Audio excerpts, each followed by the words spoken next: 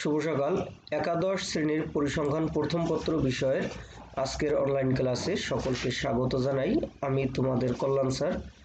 আজকের ক্লাসে আলোচনা করব তোমাদের পাঠ্য বইয়ের চতুর্থ অধ্যায় অর্থাৎ বিস্তার পরিমাপ এই অধ্যায়টি সম্পর্কে। এই অধ্যায়টিতে যেই বিষয়গুলো পূর্বে আলোচনা করা হয়েছে তার পরবর্তী অংশ আজকে আলোচনা করা হবে। আজকের আলোচ্য বিষয়টি হবে পরিমিত ব্যবধান, ভেদাঙ্ক, বিভেদাঙ্ক বা ব্যবধানাঙ্ক। এই অংশগুলো এই রিলেটেড যে তাত্ত্বিক অংশ এবং সূত্রাবলীগুলো আমরা পূর্বের ক্লাসে দেখেছিলাম। আজকে আমরা দেখব গাণিতিক সমস্যার মাধ্যমে এই বিষয়গুলো আমরা কীভাবে সমাধান করি সেই বিষয়গুলো। তো এখানে একটি গাণিতিক সমস্যা এভাবে দেওয়া আছে: 5, 18, 12, 11, 7, 16 ও 8 এই উপাত্তগুলোর পরিমিত ব্যবধান, ভেদাঙ্ক ও বিভেদাঙ্ক বা ব্যবধানাঙ্ক নির্ণয় করো। এখানে একটি বিষয় যে গাণিতিক সমস্যা আমরা যে ধরনের সমস্যা সমাধান করে থাকি তার ভিতরে দুইটি ধরন রয়েছে। একটি হলো অশ্রেণীকৃত উপাত্ত ক্ষেত্রে, একটি হলো শ্রেণীকৃত উপাত্তের ক্ষেত্রে। আমরা আজকের ক্লাসে দুইটি পদ্ধতিই দেখব। অর্থাৎ অশ্রেণীকৃত উপাত্ত দেওয়া থাকলে সেখান থেকে আমরা কি করে এই মানগুলো নির্ণয় করতে পারি, এবং শ্রেণীকৃত উপাত্ত দেওয়া থাকলেও তখন আমরা কিভাবে মানগুলো নির্ণয় করতে পারি সেই বিষয়গুলো শিখবো আজকের ক্লাসে। তো এখানে যে উপাত্তগুলো দেওয়া আছে আমরা ধরে নেই যে প্রদত্ত উপাত্ত নির্দেশকারী চলক x, এবং এখানে মোট উপাত্ত সংখ্যা হলো 7, তাই এখানে লিখলাম উপাত্ত সংখ্যা n = 7। তো এখানে আমরা যে উপাত্তগুলো দেওয়া আছে তার নির্দেশকারী চলক যেহেতু x ধরলাম এবং উপাত্ত সংখ্যা 7 দেওয়া আছে, এগুলোর আলোকে আমাদের একটা সারণী তৈরি করতে হবে, যেই সারণী ব্যবহার করে পরিমিত ব্যবধান, ভেদাঙ্ক বা বিভেদাঙ্ক আমরা নির্ণয় করতে পারি। তো সারণীটি এমন, যেখানে চলকের মান থাকবে এবং চলকের মানের বর্গ মান থাকবে। অর্থাৎ উপরে লিখে নিলাম পরিমিত ব্যবধান, ভেদাঙ্ক ও বিভেদাঙ্ক বা ব্যবধানাঙ্ক নির্ণয়ের প্রয়োজনীয় সারণী। যেই সারণীতে দুইটি কলাম রয়েছে। কলাম দুইটি, প্রথম কলামটি হলো চলক x এর মান, যেখানে যেই মানগুলো আমাদের প্রশ্নে দেওয়া আছে সেই মানগুলো, এবং একই সাথে আরেকটি কলামে xi² অর্থাৎ এখানে আমাদের যেই মানগুলো দেওয়া আছে প্রত্যেকটি মানের বর্গমান নির্ণয় করা। অর্থাৎ এখানে চলক x এর প্রথম মান ছিল 5, তার x² এর মান হলো 25, সেকেন্ড মান ছিল গিয়ে তোমার 18, তার স্কোয়ার করলে আমরা পাই 324। অনুরূপভাবে বাকিগুলো আমরা প্রত্যেকটা মান স্কোয়ার করে নিলাম। স্কোয়ার করার পরে এখানে চলক x এর যে মানগুলো দেওয়া ছিল সেই মানের সমষ্টি হলো 77, এবং প্রত্যেকটা মানের যে বর্গমান নির্ণয় করলাম, অর্থাৎ xi² এর যে মানগুলো সবগুলো মানের সমষ্টি, অর্থাৎ সামেশন xi² এর মান পেলাম আমরা 983।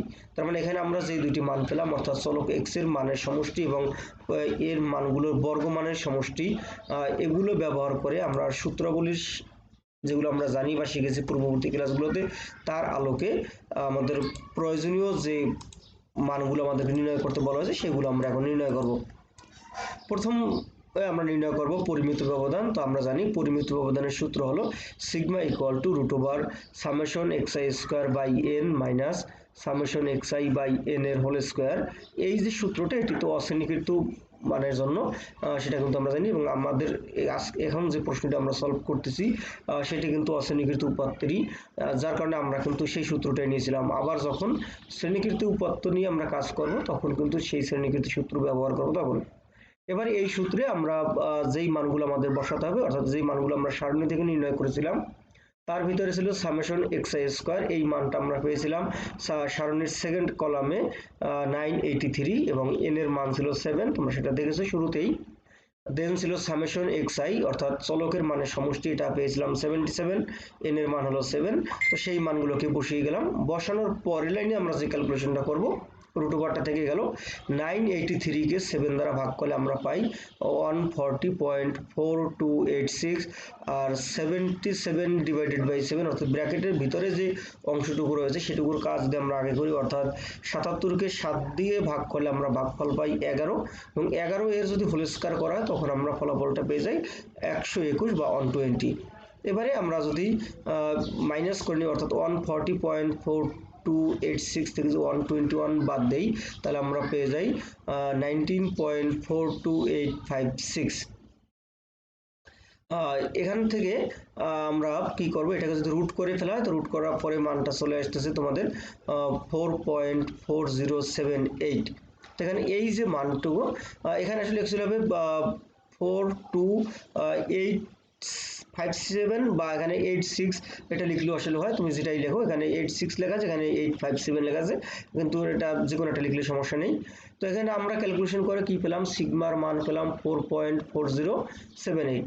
এবারে আমরা নির্ণয় করব ভেদাঙ্ক, তারপরে আমরা দেখব পরিমিত ব্যবধান, পরিমিত ব্যবধান তো নির্ণয় করা হয়ে গেলে এবার আমরা ভেদাঙ্ক দেখব, দেন আমরা দেখব বিভেদাঙ্ক। এখন ভেদাঙ্ক নির্ণয় করতে গেলে আমরা ওই যে সূত্রটা দেখেছিলাম, অর্থাৎ পরিমিত ব্যবধানের যে সূত্রটি ছিল সেই সূত্রটা আমরা আবার নতুন করে বসিয়ে করতে পারি। অর্থাৎ আমরা তো জানি যে ভেদাঙ্ক হলো পরিমিত ব্যবধানের বর্গমান, অর্থাৎ পরিমিত ব্যবধানের যে সূত্রটি দেওয়া ছিল সেই সূত্রটিকে যদি বর্গ করে দেই তাহলেই মূলত আমরা ভেদাঙ্কের মানটা পেয়ে যাই। তো আমরা সেই সূত্র বসিয়ে নতুন করে ক্যালকুলেশন করতে পারি, কিন্তু আমাদের যেহেতু সিগমার মান অলরেডি ক্যালকুলেট করা হয়ে গেছে, তো আমরা নতুন করে আর কাজ করতে গেলাম না, সরাসরি লিখে গেলাম ভেদাঙ্ক ইকুয়াল টু সিগমা স্কয়ার। তো আমরা এখানে সিগমার মানটা পেয়ে গেলাম 4.4078, সেই মানটিকে বসিয়ে আমরা স্কয়ার করে ফেলাম, সুতরাং ফলাফল চলে আসলো 19.42857। এখন তুমি চাইলে যদি কেউ মনে করে আমি না সরাসরি আমি ভেদাঙ্কের সূত্র ব্যবহার করব, তখন কিন্তু তুমি অবশ্যই ওই যে আগে যে পরিমিত ব্যবধানের সূত্র যেটা লিখেছিলাম সিগমা সূত্রটা, শুধুমাত্র ওই সূত্রটা রুট জিরোটা বাদ দিলেই আমরা ভেদাঙ্কের সূত্রটা পেয়ে যাব। সেই সূত্রে বসিয়ে তুমি করে দেখতে পাবে, দেখবে সেম মানে কিন্তু চলে আসবে। তো আমাদের দুইটা মান বের করার পরে এখন আমাদেরকে বের করতে হবে বিভেদাঙ্ক বা ব্যবধানাঙ্ক। বিভেদাঙ্ক বা ব্যবধানাঙ্ক নির্ণয় করতে গেলে আমাদের এখানে প্রধানত দুইটি মান দরকার, একটি হলো পরিমিত ব্যবধান আর একটি হলো গড় বা গাণিতিক গড়। তো পরিমিত ব্যবধান তো ইতিমধ্যে আমরা নির্ণয় করেই ফেলেছি, সুতরাং সেটা তো অলরেডি নির্ণয় করা আছে, সমস্যা হবে না। আমাদের এখন নতুন করে দরকার গাণিতিক গড়টা বা গড় মানটাকে। এখানে গড় মান নির্ণয় করার জন্য আমরা যে সূত্রটা ইউজ করছি x bar equal to summation x i by n, এবং এটি তো তোমরা জানো যে গাণিতিক গড়ের আমরা যে তিনটা সূত্র শিখেছিলাম অধ্যায় 3-এর ক্ষেত্রে, তার প্রথম যে সূত্রটি ছিল সেই সূত্রটি। তো আমরা এখানে ওই সূত্রের আলোকে মানগুলো বসাই, সামেশন এক্স আই এর মান আমরা সারণীতে পেয়েছিলাম 77, এন এর মান অর্থাৎ উপাত্তের সংখ্যা হলো 7। তো এটা বসানোর পরে আমরা এই গড় মানটা পেয়ে গেলাম 11, তার মানে এক্স বারের মানটা আমরা পেয়ে গেছি। এবারে যে কাজটা করব সেটা হলো এই এক্স বারের মান এবং সিগমা এর মান, এই মান দুইটাকে বসিয়ে আমরা বিভেদাঙ্ক বা ব্যবধানাঙ্ক এইগুলো নির্ণয় করব। বিভেদাঙ্ক ব্যবধানাঙ্ক তো সেম কথাই বোঝায়। বিভেদাঙ্ক বা ব্যবধানাঙ্কের সূত্রটি হলো এমন, সিবি সমান sigma divided by x bar into হলো 100। এখানে সিগমার মান হলো আমরা পেয়েছিলাম 4.4078 আর এক্স বারের মানটা পেলাম 11 ইন্টু হলো 100। এটাকে যদি ফাইনালি ক্যালকুলেশন করা হয়, এবং ক্যালকুলেশন তো আমরা অবশ্যই ক্যালকুলেটরের সাহায্য নিয়েই করব, তো সেজন্য তোমাদের বেশি টেনশন করার কিছু নেই। তো এখানে ক্যালকুলেশন করার পরে ফাইনালি আমরা মানটা পেয়ে যাব 48.486%। যেহেতু এখানে আমরা 100 দ্বারা গুণ করেছিলাম, সুতরাং আমাদেরকে পার্সেন্ট চিহ্নটা দিতে হবে। তার মানে আমাদের এখানে যে উপাত্তগুলো দেওয়া ছিল বা যে আমাদের গাণিতিক সমস্যাটি দেওয়া ছিল অশ্রেণীকৃত উপাত্তের, সেটি সলভ করে কিন্তু আমরা তিনটি মান এখানে কিন্তু নির্ণয় করে ফেলেছি। তার ভিতরে একটি ছিল পরিমিত ব্যবধান, তারপরে ছিল আমাদের ভেদাঙ্ক, তারপর হলো বিভেদাঙ্ক বা ব্যবধানাঙ্ক। আমরা তিনটা মান নির্ণয় করে ফেললাম। এবারে আমরা যে কাজটা করব, এই তিনটি মানকে আমরা আবার নির্ণয় করব শ্রেণীকৃত উপাত্তের ক্ষেত্রে, অর্থাৎ যদি মানগুলো অশ্রেণীকৃত আকারে দেওয়া না থাকে, কারণ আমাদের পরীক্ষাতে আসলে এই দুইটা উপায় আসে, হয় অশ্রেণীকৃত আদারওয়াইজ অশ্রেণীকৃত। তো আমরা যেহেতু অশ্রেণীকৃত অলরেডি শিখে ফেলেছি, এবার আমরা শ্রেণীকৃতটা শিখবো, তাহলে আমাদের এই রিলেটেড যেই ম্যাথই পরীক্ষা আসুক আমাদের আটকাবে না আসলে। তো গাণিতিক সমস্যাটি এমন, নিম্নোক্ত গণসংখ্যা নিবেশনে পরিমিত ব্যবধান, ভেদাঙ্ক ও বিভেদাঙ্ক বা ব্যবধানাঙ্ক নির্ণয় করো। এখানে শ্রেণীব্যক্তি দেওয়া আছে এবং গণসংখ্যা দেওয়া আছে। শ্রেণীব্যক্তিগুলো এটা হলো গিয়ে বহির্ভুক্ত পদ্ধতি, আর গণসংখ্যাগুলো তো দেওয়া আছে। তো এখানে বহির্ভুক্ত হোক আর অন্তর্ভুক্ত হোক, পরিমিত ব্যবধান, ভেদাঙ্ক বা বিভেদাঙ্কের ক্ষেত্রে আসলে খুব একটা বেশি প্রভাব পড়ে না, এটা দুই পদ্ধতি আসলে প্রায় সেমই হয় আসলে। তো আমরা এখন এটি আমরা যেভাবে সমাধান করব, সমাধান করতে হলে শুরুতে যে কাজটা করতে হবে, আমাদেরকে একটি সারণী তৈরি করতে হবে, অর্থাৎ আমাদের যে গণসংখ্যা নিবেশনটি দেওয়া আছে সেই নিবেশনের আলোকে আমাদের যেই যে মান আমরা নির্ণয় করব, অর্থাৎ পরিমিত ব্যবধান, ভেদাঙ্ক, বিভেদাঙ্ক, ওই মানগুলো যে নির্ণয় করব, সেই মান নির্ণয়ের জন্য প্রয়োজনীয় সারণীটা আগে আমাদেরকে রেডি করে নিতে হবে। তো সারণীটিতে দেখো আমাদের কি কি মান আমাদের বা কি কি কলাম আমাদের দরকার। আমাদের তো দুইটা কলাম অলরেডি দেওয়াই আছে, শ্রেণীব্যক্তি এবং গণসংখ্যা, এই দুইটি মান কিন্তু আমাদের প্রশ্নে দেওয়া ছিল। আমাদের নতুন করে নিতে হবে শ্রেণী মধ্যবিন্দু, পরে লোকে F I into X I, then লাগবে আমাদের F I x I square. অর্থাৎ কারণ আমাদের এখানে যেই মানগুলো আমরা বের করব পরিমিত ব্যবধান, ভেদাঙ্ক বা বিভেদাঙ্ক, তার যে সূত্রাবলীগুলো রয়েছে সেই সূত্রের আলোকে আমাদের আসলে মূলত দরকার এফআই এক্সআই এবং এফআই এক্সআই স্কোয়ার। কিন্তু এখানে যদি এফআইটা তো গণসংখ্যা, এক্সআইটাও আমাদের প্রয়োজন, এক্সআই তো নেই। এক্সআই আমরা জানি সাধারণত শ্রেণী মধ্যবিন্দুকে এক্সআই দ্বারা আমরা প্রকাশ করে থাকি। তো এখানে আমাদের এই কারণে কিন্তু আমরা এখানে শ্রেণী মধ্যবিন্দু বা এক্সআইটা নির্ণয় করে নিলাম। তোমরা তো সবাই পারোই শ্রেণী মধ্যবিন্দু কি করে নির্ণয় করতে হয়, তবু একটু বলছি। প্রত্যেকটা শ্রেণী নিম্ন সীমা এবং উচ্চ সীমা এই দুইটিকে যোগ করে যদি 2 দিয়ে ভাগ করে নিই তখনই আমরা শ্রেণী মধ্যবিন্দুগুলো পাই। উদাহরণস্বরূপ 20 এবং 30 এই দুইটা সংখ্যাকে যদি যোগ করে দিলে পাই কত? 50। 50কে 2 দিয়ে ভাগ করো 25 চলে আসবে। দেন পরেরটাতে 30 যোগ 40 70 ভাগ করলে 2 দ্বারা আসবে 35। অনুরূপভাবে বাকি মানগুলো সেম প্রসেসে নির্ণয় করা। তো আমরা কি করলাম, শ্রেণীব্যক্তিটা তো দেয়া আছে, গণসংখ্যা দেয়া ছিল, মধ্যবিন্দুটা আমরা বের করে নিলাম। দেন পরে যে কাজটা করব, গণসংখ্যা এবং মধ্যবিন্দু এই দুইটা মানের গুণফল অর্থাৎ এফআই ইন্টু এক্সআই বা এফআই এক্সআই এটা দ্বারা বোঝাবে গণসংখ্যা এবং শ্রেণী মধ্যবিন্দুর গুণফল। তো এবারে আমরা যে কাজটা করব, প্রত্যেকটা শ্রেণী অনুযায়ী গণসংখ্যা এবং শ্রেণী মধ্যবিন্দুগুলো গুণ করব।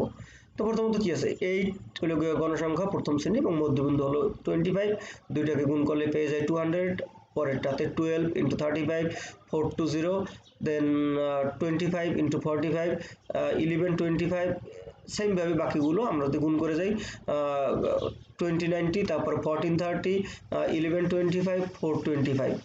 এই যে মানগুলো আমরা পেলাম অর্থাৎ এফআই এক্সআই এর মানগুলো পেয়ে গেলাম। এরপরে আমাদের যে কাজটা করতে হবে, এই মানগুলোর সমষ্টি দরকার অর্থাৎ এই মানগুলোর যোগফল নির্ণয় করতে। আমরা সেই ক্যালকুলেটর সাহায্য নিয়ে সবগুলো মানের যোগফল নির্ণয় করব। এখানে নির্ণয় করা আছে, তো যোগফলটা হলো 6815 অর্থাৎ 6815।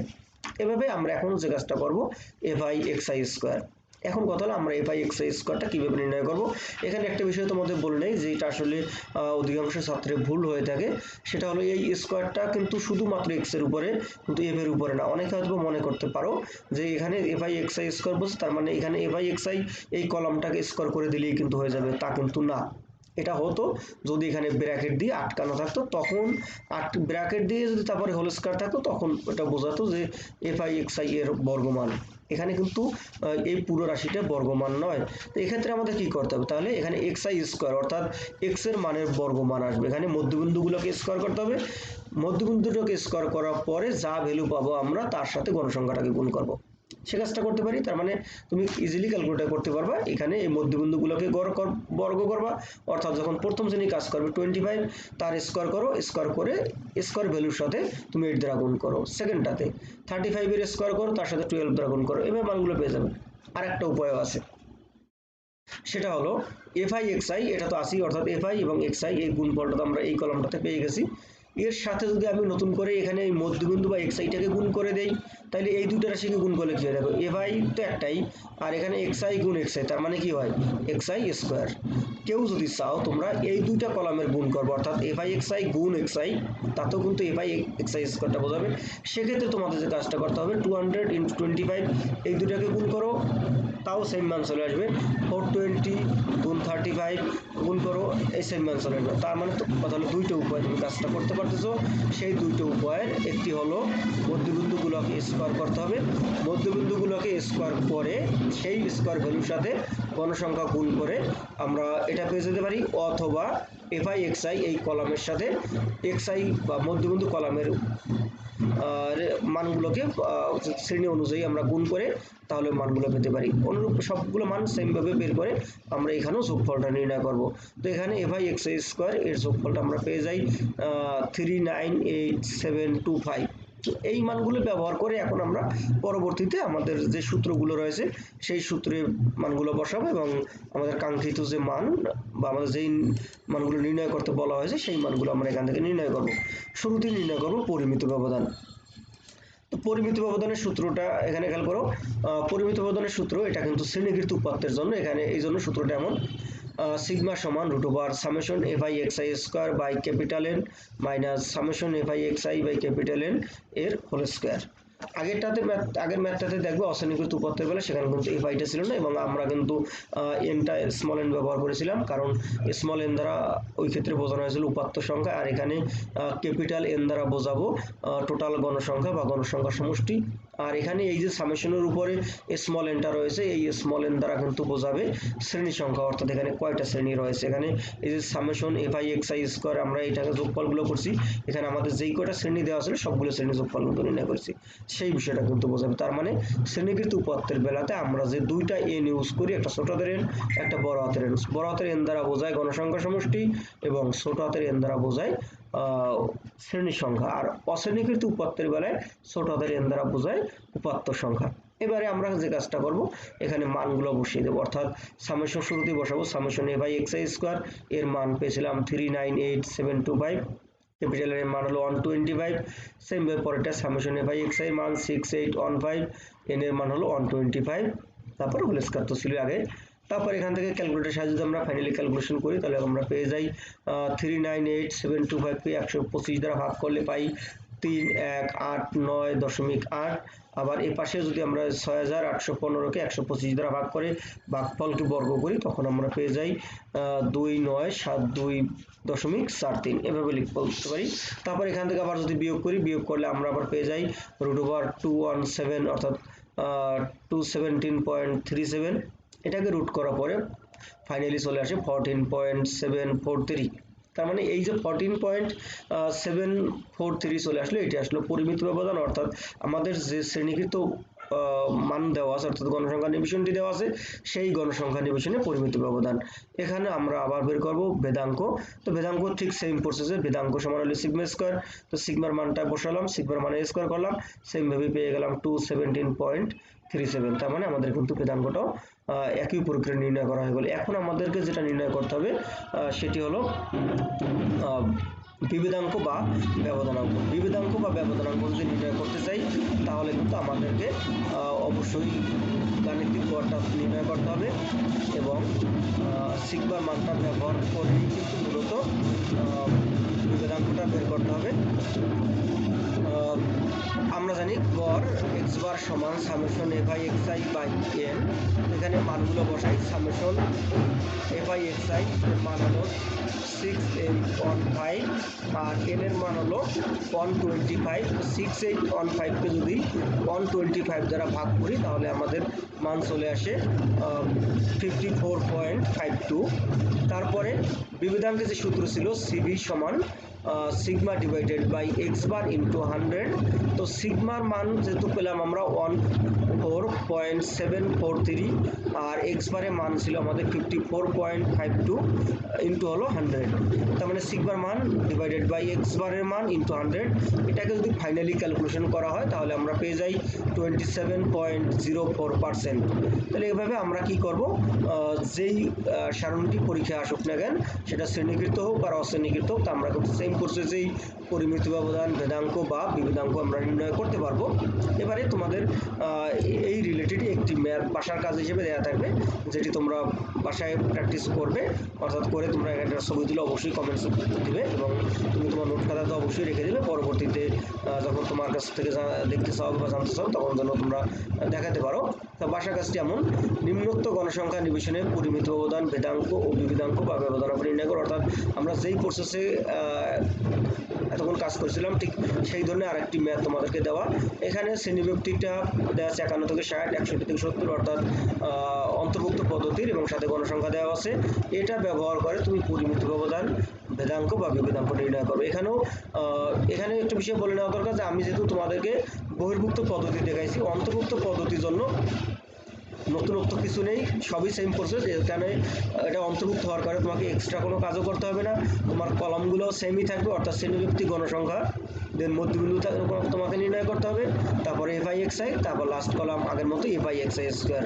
সেভাবে তোমরা কাজ করবে এবং ক্যালকুলেশন করো, তারপর খাতায় নোট করো, ছবি তুলে এখানে কমেন্টসে জমা দাও। তারপর যদি কারো কোনো জায়গায় কোনো ভুল থাকে, আমি অবশ্যই চেক করে তোমাদেরকে সেটা জানাবো। বা তুমি যদি কাজ করতে গিয়ে কোথাও আটকে যাও বা বুঝতে না পারো, সেক্ষেত্রে অবশ্যই তুমি আমাকে প্রশ্ন করতে পারো। সেটা তোমাদের মেসেঞ্জার গ্রুপ থেকে হতে পারে বা পার্সোনালি ইনবক্স থেকে তুমি করতে পারো। তোমার যেভাবে সুবিধা তুমি সেভাবে করতে পারো, বা তুমি কমেন্টসও এখানে তোমার প্রবলেমটা তুমি চাইলে লিখে দিতে পারো।